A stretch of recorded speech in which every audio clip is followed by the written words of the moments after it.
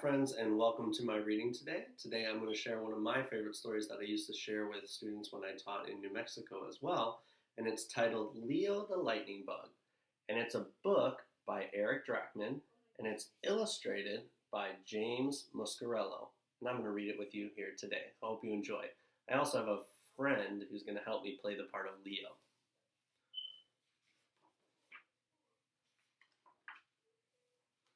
Leo was a lightning bug. He was a little lightning bug. In fact, he was the littlest lightning bug of all the lightning bugs he knew. He was littler than Larry and Lester. He was even littler than Louise, who wasn't a very big lightning bug herself. No. Leo, even my name is small. Not at all, explained his mother. The name Leo means lion. Inside, you're as big and brave as a lion. And she said this. Her little lightning bug light lit up brightly. But I can't even make a light like Larry, Lester, and Louise. You will, darling. With a little time and practice, you'll light up with a lovely yellow lightning bug light. Leo's mother kissed her little lion, turned on his nightlight, and closed his door. Not all the way, of course. I'm no lion. I guess I'll keep trying. The very next night, when the sun went down, Leo found a cozy clearing where he could practice in private. The moonlight twinkled on the tops of the trees, and the sound of the crickets filled the warm summer air. Leo took a deep breath in, let it out, and went to work.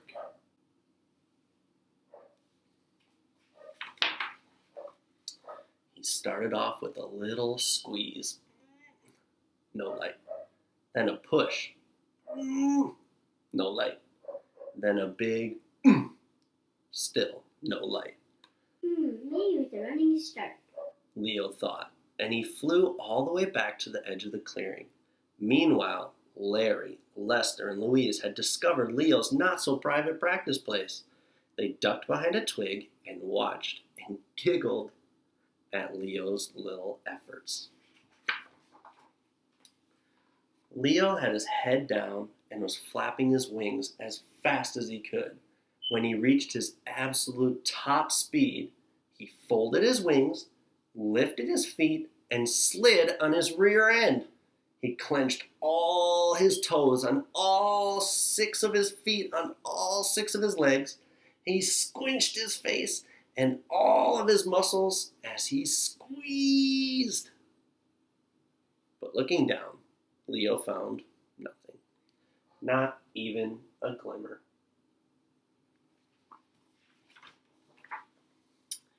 He did hear something, though. Larry, Lester, and Louise were out in the open now, laughing loudly at Leo's light, or rather, his lack of it. Like almost all people and bugs and fish and animals of every kind, Leo did not like being laughed at. His knees felt weak, his face felt hot, and he just wanted to disappear. He flew and flew as fast as his wings could go until he finally found a very dark cave where he could hide.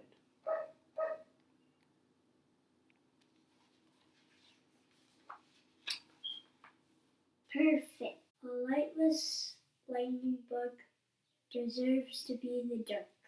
Then he cried some more. When Leo was finished being sad, he got angry.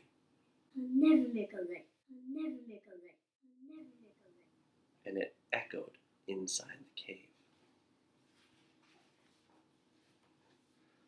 Leo sat in silence, wondering what to do. Then all of a sudden the cave echoed. With a little time, and practice. Just practice. Practice, that's what my mom said. I have to practice, I'm going to practice. I have to practice. And he leapt up and flew out of the cave. Leo was so excited. He didn't even care about the storm now raging outside. As he got tossed by the wind and splashed by the rain, he kept squeezing and pushing and squinching until finally, crack! The entire sky lit up like daylight, and there was a crash, boom, ripping sound. Leo felt his whole little body tremble with the noise. The crickets stopped chirping and hid beneath the grass. Leo, who'd never even made a little lightning bug light, thought he had made that bright light and crashing sound.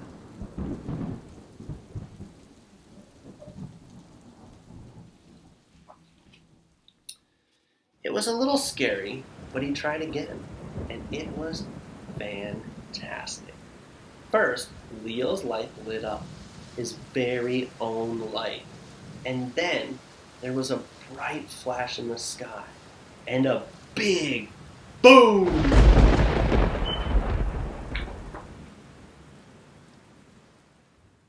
Wow, Mom was right. Inside, I am big as brave as the lion. I could be king. King of the lightning bugs. He danced a king of the lightning bugs dance.